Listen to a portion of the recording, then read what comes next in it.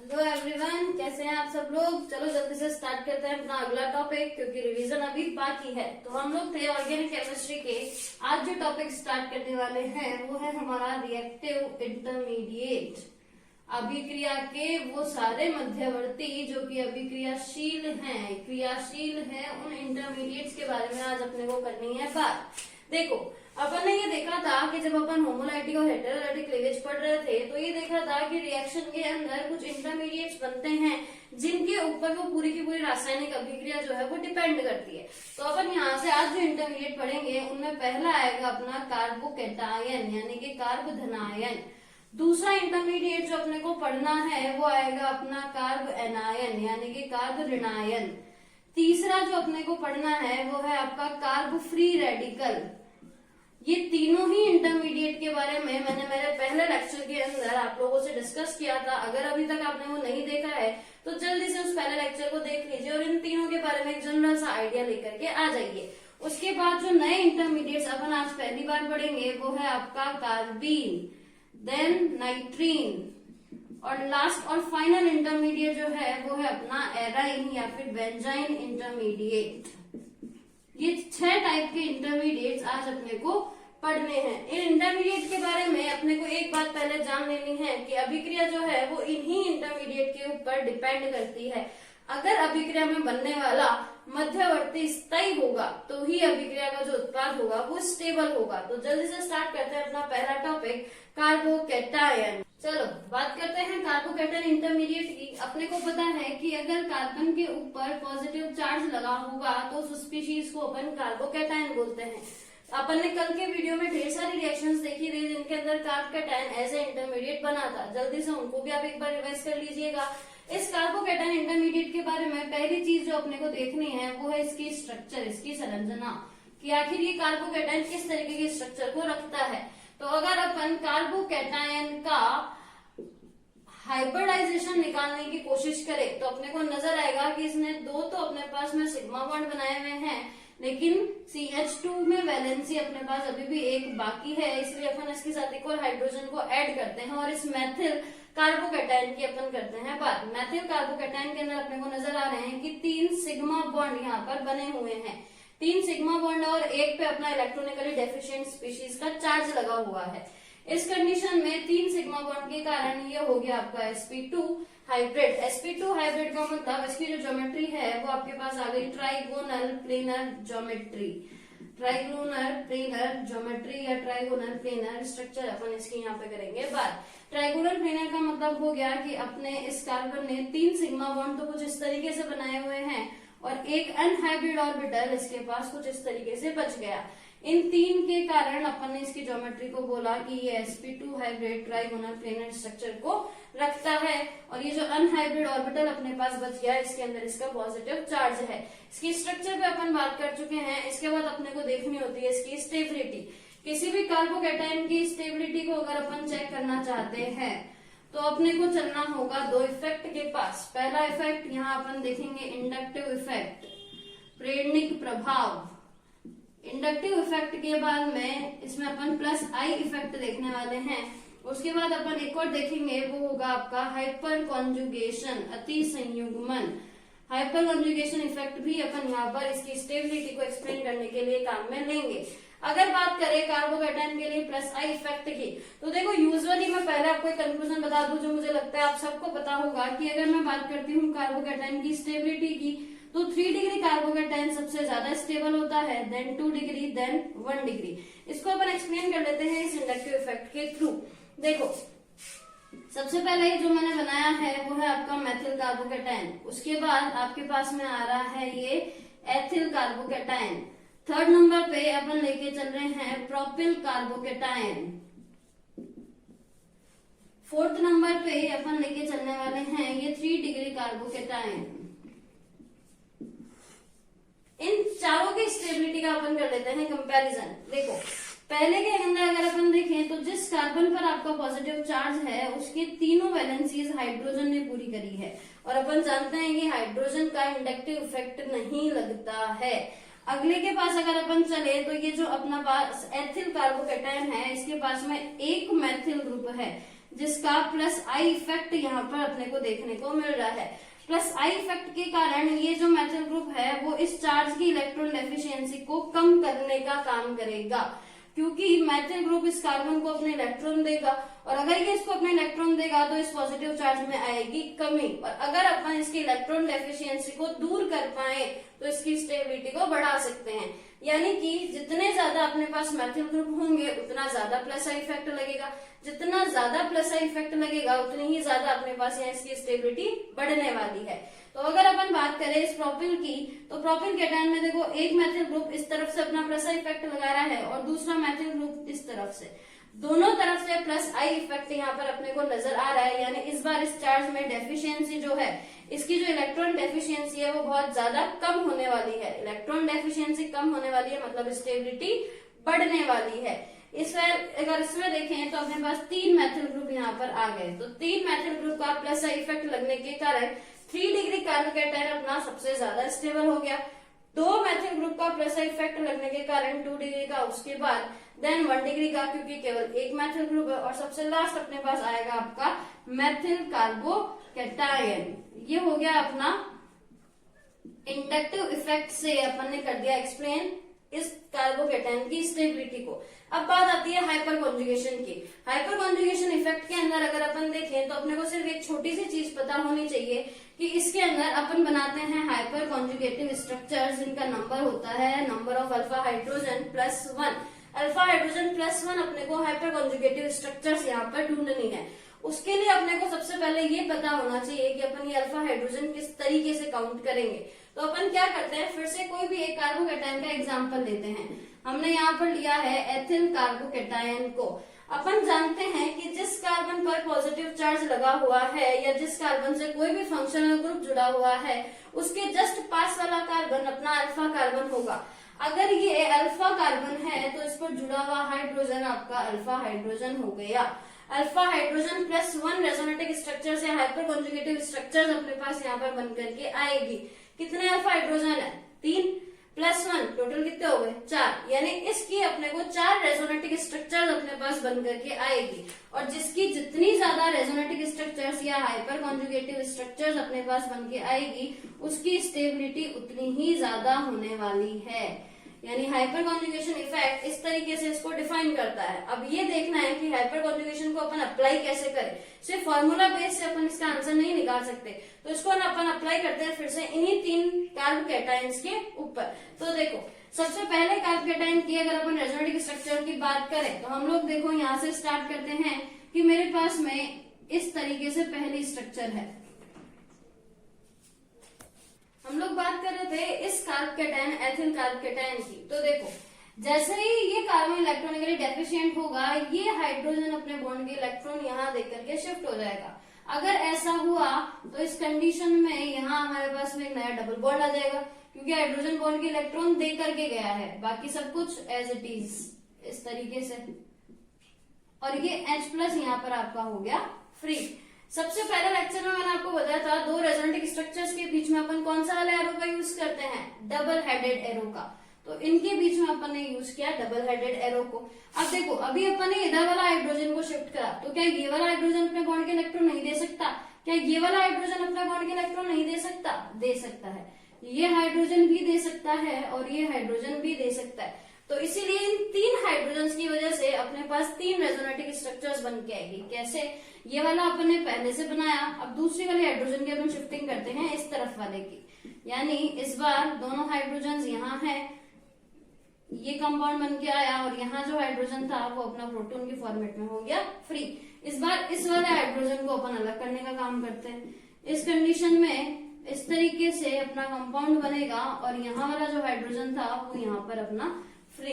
देखो total 3 structures तो ये बन के आ गई, और एक अपनी ओरिजिनल स्ट्रक्चर। तो टोटल स्ट्रक्चर कितनी हो गई? 4। यही तो अपन ने बोला था कि number of alpha hydrogen plus 1, क्योंकि अल्फा हाइड्रोजन की वजह से अपने पास में रेजोनेटिक स्ट्रक्चर्स बन के आएंगी। उसके अलावा प्लस 1 जो ये खुद एक अपनी मूलभूत स्ट्रक्चर है उसको अपन काउंट करेंगे। इसी तरीके से अगर अपन बात करेंगे इससे अगले कैटायन आइसोप्रोपिल कैटायन की, तो देखो आइसोप्रोपिल कैटायन इस कैटायन में अपने पास में इस तरफ भी एक अल्फा कार्बन है और इस तरफ भी एक अल्फा कार्बन है।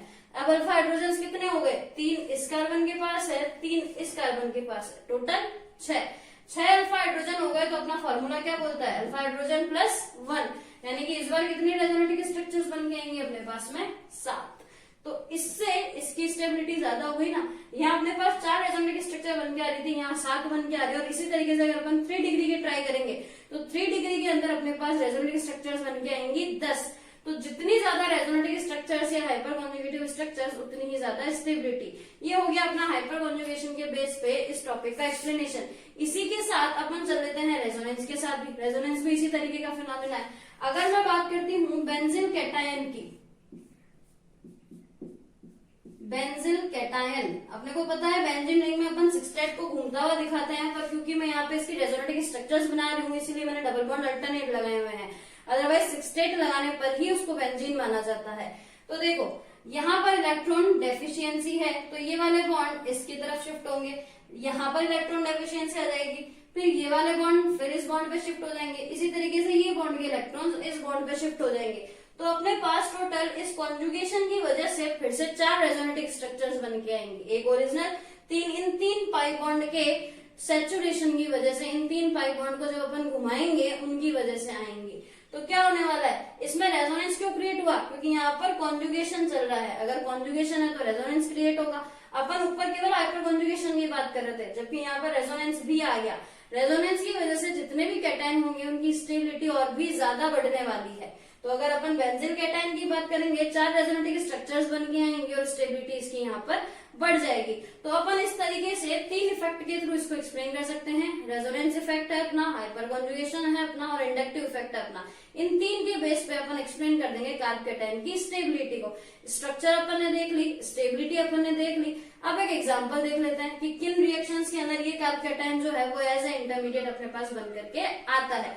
अगर मैं बात करूं कल वाली रिएक्शंस की, मैंने आपको पढ़ाया था electrophilic addition reaction. Electrophilic addition reaction को ध्यान से देखिएगा।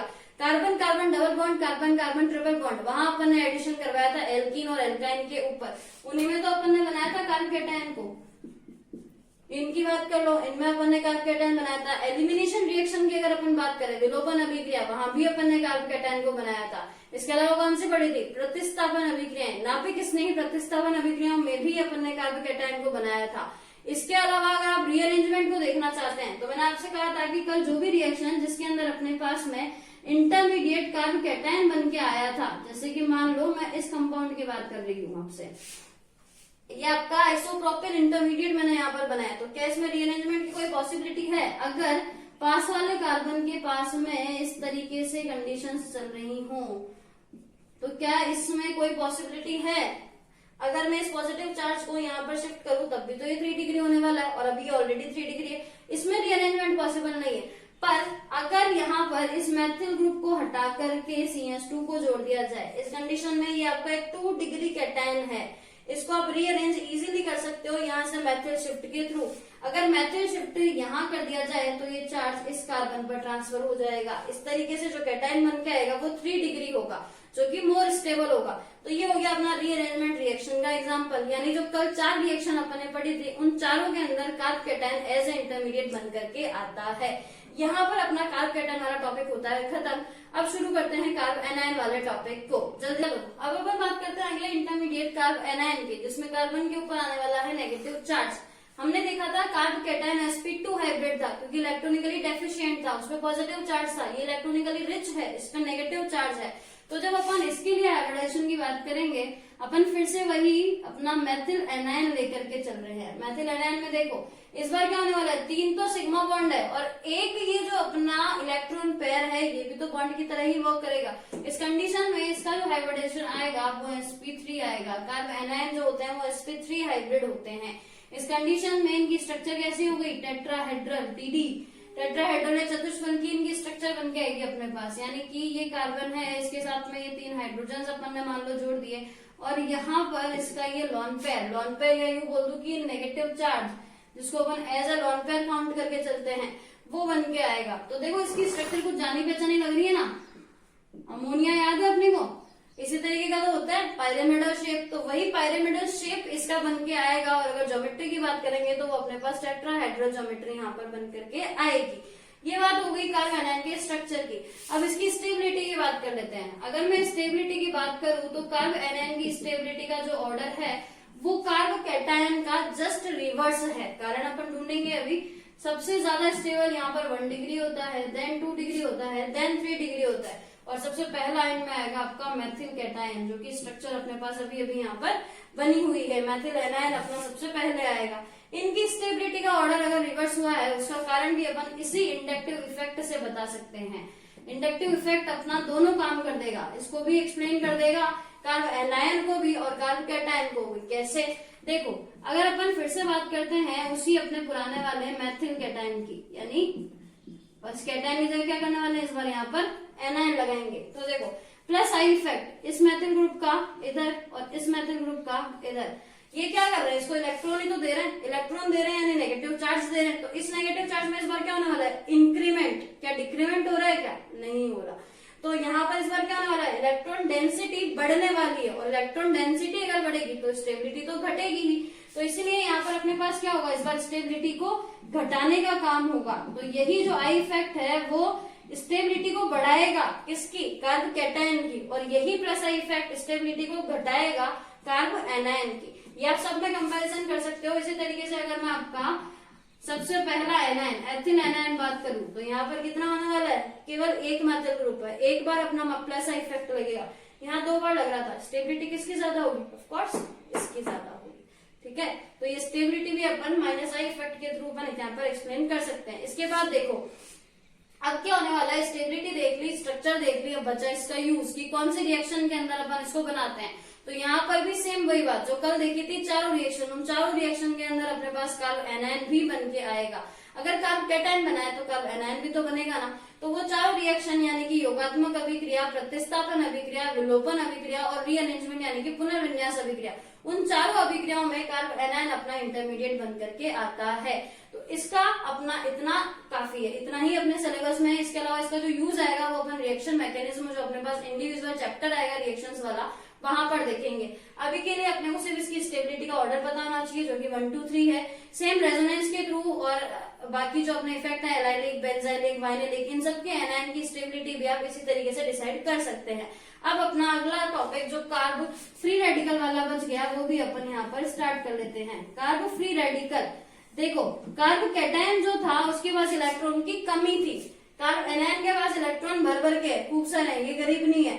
लेकिन कार्ब फ्री रेडिकल जो ये फिर से गरीब हो गया, क्योंकि इसके पास क्या है? एक अपने लगाया हुआ है अनपेड इलेक्ट्रॉन, एक अनपेड इलेक्ट्रॉन है, इसको भी एक की तो जरूरत है ना। अब इसके पास कितने? ऑक्टेट में केवल 7 इलेक्ट्रॉन है, इसको 1 इलेक्ट्रॉन की जरूरत है। इस कंडीशन में ये भी आपका इलेक्ट्रॉनिकली डेफिशिएंट स्पीसीज के अंदर काउंट होता है।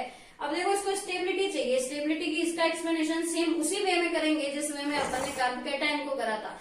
यानी कि अगर मुझे कार्ब फ्री रेडिकल की सबसे पहले आपको ज्योमेट्री बतानी है, इसकी स्ट्रक्चर की अगर मुझे बात करनी है तो इसकी स्ट्रक्चर भी आपकी sp2 हाइब्रिड यानी कि ट्राइगोनल प्लेनर स्ट्रक्चर होगी, जो कि कार्ब कैटायन की थी। अगर अपन बात करेंगे इसकी स्टेबिलिटी की, तो इसकी स्टेबिलिटी को भी अपन उन्हीं 2 फैक्टर्स एक्सप्लेन कर सकते हैं जिसको अपन ने कार्ब कैटायन के लिए यूज किया था, यानी कि inductive effect plus I effect और दूसरा अपना हाइपर कॉन्जुगेशन इफेक्ट। इन दोनों इफेक्ट के थ्रू अपन फ्री रेडिकल के लिए भी एक्सप्लेनेशन को दे सकते हैं। कैसे देंगे उसके लिए आप इस वीडियो को थोड़ा सा बैक में जाकर के कार्ब कैटायन की स्टेबिलिटी को देखिएगा। कार्ब कैटायन की स्टेबिलिटी के जैसा ही आप इसको भी एक्सप्लेन कर सकते हैं। इसके अलावा बात आती है इन रिएक्शन के मैकेनिज्म की, कि ये जो रेडिकल्स है हमारे वो कहाँ काम में आते हैं। तो कल हमने एक रिएक्शन देखी थी पेरोक्साइड इफेक्ट के नाम से। पेरोक्साइड इफेक्ट के अंदर अपन ने एल्किल पेरोक्साइड काम में लिया था, वहां अपन ने होमोलाइटिक क्लीवेज के थ्रू यही वाला रेडिकल तो बनाया था। यानी ये जो रिएक्शन है वो अपनी चेन रिएक्शन है, रेडिकल रिएक्शन है, जो हेलोजिनेशन या सनलाइट की प्रेजेंस में होने वाली सारी रिएक्शंस के अंदर एज ए इंटरमीडिएट अपने को मिलने वाला है। तो ये हो गई अपनी इसकी स्टेबिलिटी। अगर इसकी स्टेबिलिटी की बात करें तो इस बार ऑर्डर क्या चलने वाला है? 3 2 1। करंट किसके जैसे चलेगा? कार्ब कैटायन के जैसे, यानी कार्ब कैटायन और कार्ब फ्री रेडिकल तीनों के लिए अपने को करना है 3 2 1। और अगर कार्ब एनायन आ गया तो अपन से स्टार्ट करते हैं अपना अगला इंटरमीडिएट जो है कार्बीन। कार्बीन इंटरमीडिएट के बारे में अपने को स्पेसिफाइडली एक चीज ध्यान रखनी है कि ये भी आपकी इलेक्ट्रॉनिकली डेफिशिएंट स्पीशीज है। इसके पास भी इलेक्ट्रॉनों की कमी है। और सबसे खास बात, इसके पास इस तरीके के बॉन्ड है, यानी कि 2 अनपेयर्ड इलेक्ट्रॉन अपने पास इस स्पीशीज के पास है। तो इसके ऑक्टेट में कितना इलेक्ट्रॉन हुए? केवल और केवल 6। यानी अपन ये बोल सकते हैं कि इसके पास केवल अपना 6 है, ऑक्टेट नहीं है। इस कंडीशन में देखो, ये अब कितने कोऑर्डिनेशन बॉन्ड बनाएगा, कितने कोवेलेंट बॉन्ड बनाएगा? 2 कोवेलेंट बॉन्ड या सहसंयोजक बंध ये यहाँ पर अपना बनाएगा। अगर अपन बात करते हैं इसके लिए कि ये किस तरीके का हाइब्रिडाइजेशन रखेगा, तो उसके लिए अपन एक चीज देखेंगे कि ये जो कार्बिन है वो 2 तरीके की होती है। एक होती है आपकी सिंगलेट कार्बिन, एक होती है आपकी ट्रिपलेट कार्बिन। अब ये कैसे पता लगाया जाता है?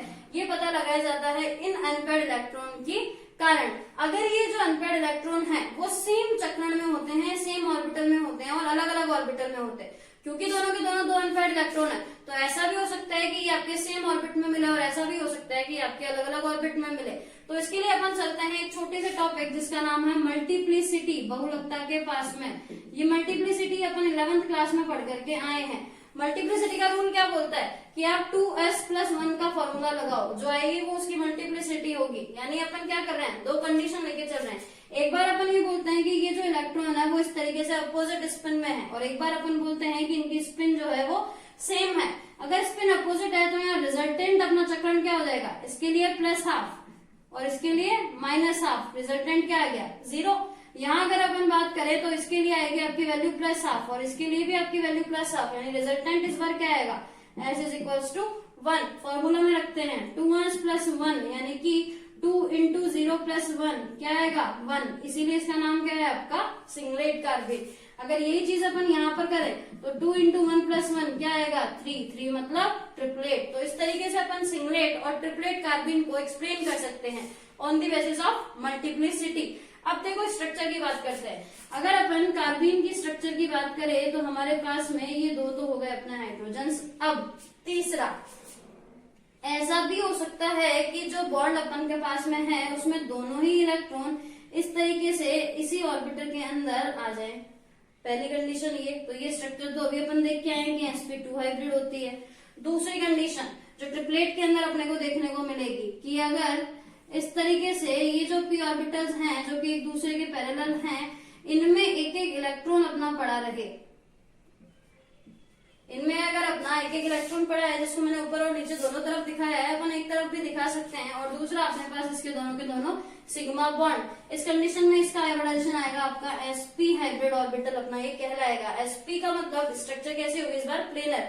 देखो एक ही प्लेन के अंदर दोनों हाइड्रोजन्स को अपन ने बनाया है और यहाँ अपन ने क्या किया है, ट्राइगोनल प्लेनर स्ट्रक्चर है ना अपनी, इस तरीके से। तो ये जो ट्राइगोनल प्लेनर स्ट्रक्चर है वो sp2 को दिखाती है और ये जो अपनी स्ट्रक्चर है जो कि प्लेनर है वो sp को दिखाती है। इसका मतलब जो कार्बिन है वो sp2 हाइब्रिड भी हो सकती है, sp हाइब्रिड भी हो सकती है। डिपेंड करता है कि इलेक्ट्रॉन्स का अरेंजमेंट कैसा है, वो सेम स्पिन में है या फिर अपोजिट स्पिन के अंदर है। अब सवाल ये आता है कि आप बोलोगे मैडम आपने तो कार्बन को 2 अनपेयर्ड इलेक्ट्रॉन दे दिए, 2 अनपेयर्ड इलेक्ट्रॉन दे दिए मतलब आपने तो 2 बॉन्ड तोड़ दिए। ऐसा कैसे हो सकता है कि एक बॉन्ड को अपन ने तोड़ा, उससे पहले अपन ने कोई प्रोडक्ट नहीं बनाया, उससे पहले दूसरा बॉन्ड भी तोड़ दिया, ऐसा कैसे हुआ? तो ऐसा हो सकता है, कैसे हो सकता है? एग्जाम्पल याद करें डाईएजोमेथेन का। डाईएजोमेथेन को अगर अपन याद करें तो अपने को फॉर्मूला याद आएगा CH2N2। देखो अगर अपन इसको हीट करेंगे तो यहाँ से N2 गैस एलिमिनेट हो जाएगी और अगर N2 गैस एलिमिनेट हो गई तो पीछे क्या बच जाएगा आपका CH2। यानी अगर मैं इसको हीट करती हूँ तो मेरे पास में ये कार्बेन बचेगी और साथ में ये N2 गैस एलिमिनेट हो जाएगी। तो डाईएजो कंपाउंड्स जो होते हैं वो इस तरीके की रिएक्शन को बहुत इजी वे में देते हैं।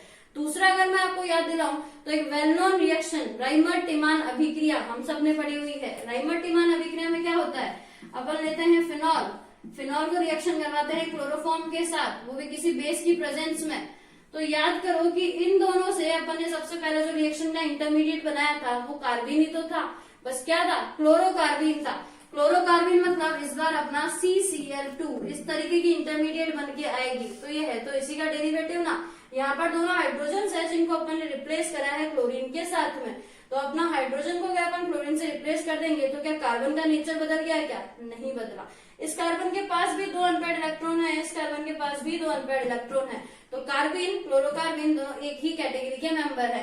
तो ये आ गया अपने पास में कि ये कार्बिन अपन कैसे ऑब्जर्व कर सकते हैं। इसके बाद काम आता है कि ये कार्बन अपन बना के करेंगे क्या। जैसे कार्बन कैटायन, एनायन या फ्री रेडिकल अपन बना रहे थे तो उनको अपने रिएक्शन के प्रोडक्ट में काम में लिया था, रिएक्शन अपने आगे चल रही थी। उसी तरीके से इनका क्या यूज है, तो याद करें अगर अपन, तो ये अपने इंसर्शन रिएक्शन, समावेशन अभिक्रियाओं में चक्रीय योगात्मक अभिक्रियाएं जिनको साइक्लो एडिशन रिएक्शन बोलते हैं, इस तरीके की कुछ इंपॉर्टेंट रिएक्शन में काम आता है। जैसे मान लो मैंने काम में लिया एक एल्कीन को, ये मैंने प्रोपीन काम में ली है, इस प्रोपीन को मैं रिएक्ट करवा रही हूँ डाइएजोमेथेन के साथ, इसकी योगात्मक अभिक्रिया में करवाना चाह रही हूँ। यहाँ पर अपने को दिख रहा है डबल बॉन्ड है, अगर अपन एक बॉन्ड तोड़ेंगे तो एक बॉन्ड इसका फ्री होगा और एक बॉन्ड इसका फ्री होगा। इन दोनों कार्बन को अपने को किसी एक कंपाउंड के साथ जोड़ना है। अपने को नजर आ रहा है कि CH2N2 तो N2 उड़ने वाला है यहाँ से, और अगर यहाँ से N2 उड़ गई तो पीछे क्या बचने वाला है, केवल और केवल कार्बन। लेकिन इस कार्बन के पास अपने को पता है कि 2 अनपेयर्ड इलेक्ट्रॉन है, तो अगर ये इस कार्बन के साथ बॉन्डिंग कर सकता है तो इस वाले के साथ भी तो कर सकता है। यानी एज ए रिजल्ट अपने पास क्या आएगा, कार्बन का एक बॉन्ड अपन ने तोड़ा और इन दोनों का जो एक बॉन्ड बच गया वो अपन ने CH2 के साथ में जोड़ दिया, क्योंकि कार्बन के पास 2 अनपेयर्ड इलेक्ट्रॉन है, ये 2 अपने कोवेलेंट बॉन्ड बना सकता है। साथ में N2 गैस हो गई आपकी एलिमिनेट। तो इस रिएक्शन से अपने पास जो प्रोडक्ट बन के आ रहा है वो एक योगात्मक उत्पाद है, वो एक चक्रीय योगात्मक उत्पाद है। यानी ए साइक्लिक कंपाउंड से साइक्लिक कंपाउंड के सिंथेसिस के लिए भी अपन इस तरीके के कंपाउंड को यूज कर सकते हैं। इसके अलावा इसके जो आगे रिएक्शंस आएंगी वो अपन फिर से डिस्कस करेंगे। अभी के लिए आपको केवल इतना ध्यान रखना है कि कार्बन इंटरमीडिएट इलेक्ट्रोनेगेटिव डेफिशिएंट है, जिसके पास केवल 6 स्टेट है अपना, और उस 6 स्टेट के थ्रू वो 2 कोवेलेंट बॉन्ड रखता है और 2 कोवेलेंट बॉन्ड के थ्रू वो अलग अलग तरीके की इंसर्शन, समावेशन अभिक्रियाएं, योगात्मक अभिक्रियाएं, चक्रीय उत्पाद, इस तरीके के काम करता है, जो कि हायर एल्केन्स, हायर सिंथेसिस में काम आने वाले प्रोडक्ट होते हैं। अब अपना अगला इंटरमीडिएट नाइट्रीन अपन शुरू करने जा रहे हैं। अगला इंटरमीडिएट अपने पास आता है नाइट्रीन इंटरमीडिएट। बस फर्क क्या आएगा, इस बार कार्बन कार्बन का था, नाइट्रीन नाइट्रोजन का होगा। तो अपन क्या करने वाले हैं, अपन अगर हाइड्रोजोइक एसिड N3H को हीट करे तो इस बार यहाँ से भी N2 गैस एलिमिनेट होगी, और N2 गैस के एलिमिनेट होने के बाद में ये जो कंपाउंड बन के आएगा इसी को अपन नाइट्रीन बोलते हैं। यानी इस बार नाइट्रोजन के पास 2 अनपेयर्ड इलेक्ट्रॉन है, और ये भी कार्बन की तरह ही 2 टाइप की होती है, सिंगलेट और ट्रिपलेट। अब इनका क्लासिफिकेशन मुझे आपको फिर से बताने की जरूरत नहीं है। सिंगलेट और ट्रिपलेट अपन जानते हैं, मल्टीप्लिसिटी के बेस पे अपन निकाल सकते हैं।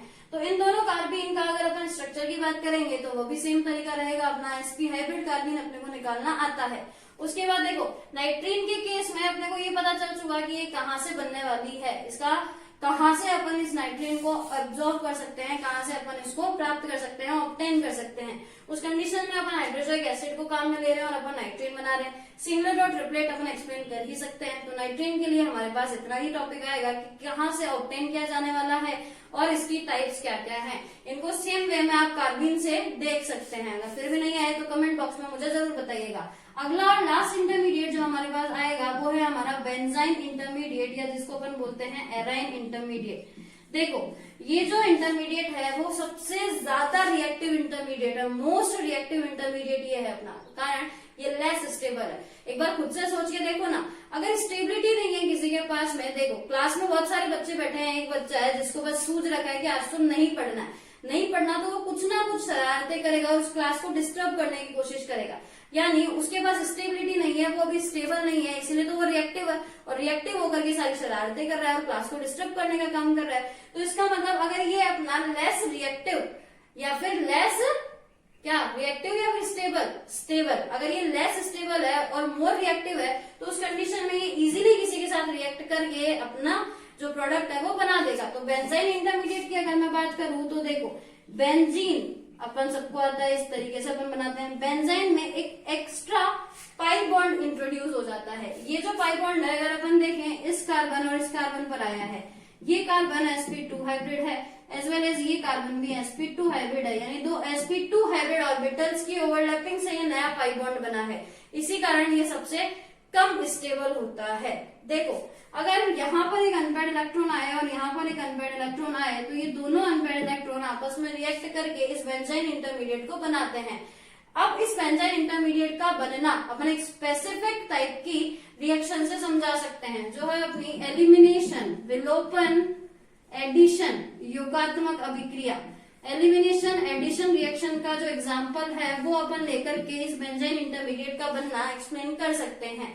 जैसे कि मान लो मैं बात कर रही हूँ कि बेंजीन रिंग के ऊपर आपका CF3 कार्बन ट्राइफ्लोराइड मैंने जोड़ा है। अब इस रिएक्शन के अंदर मैंने यहाँ पर एक क्लोरीन को जोड़ा है, तो अब इसको मैं रिएक्ट करवा रही हूँ KNH2 के साथ में और मेटा प्रोडक्ट यहाँ पर बन के आता है।